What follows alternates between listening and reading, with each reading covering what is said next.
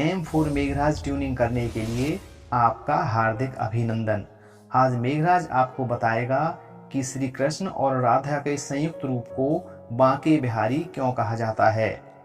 एक समय स्वामी हरिदास जी वृंदावन के निधिवन में अपना दिव्य संगीत यहाँ के लता पादपों, खग व शावकों को सुनाया करते थे। बताया जाता है कि जब स्वामी हरिदास सखी भाव से विभोर होकर अपने आराध्य प्रिया और प्रियतम यानी राधा और कृष्ण का गुणगान करते थे तो वो इनकी गोद में आकर बैठ जाते थे। एक दिन स्वामी हरिदास जी के शिष्य विट्ठल विपुल ने कहा कि आप प्रिया प्रियतम का प्रतिदिन दर्शन करके स्वर्गिक आनंद प्राप्त करते हैं, उनके साक्षात दर्शन हम लोगों को भी कराइए।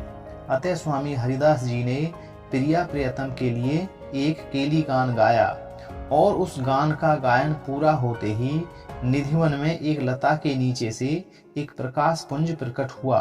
उनमें से एक दूसरे का हाथ थामे प्रिया प्रियतम प्रकट हुए। कहा जाता है कि इस घटना के बाद स्वामी हरिदास जी उदास हो गए।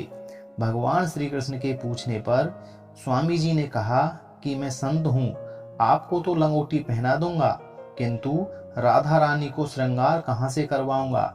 भगवान श्री कृष्ण ने कहा तो फिर हम दोनों एक प्राण और एक देह हो जाते हैं।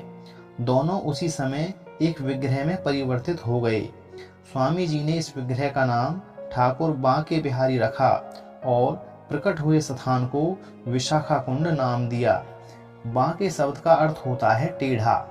विग्रह कंधे, कमर और घुटने के स्थान पर झुके होने के कारण बांके बिहारी नाम से जाना जाता है।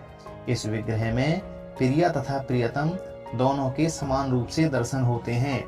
बोलिए श्री बांके बिहारी लाल की जय।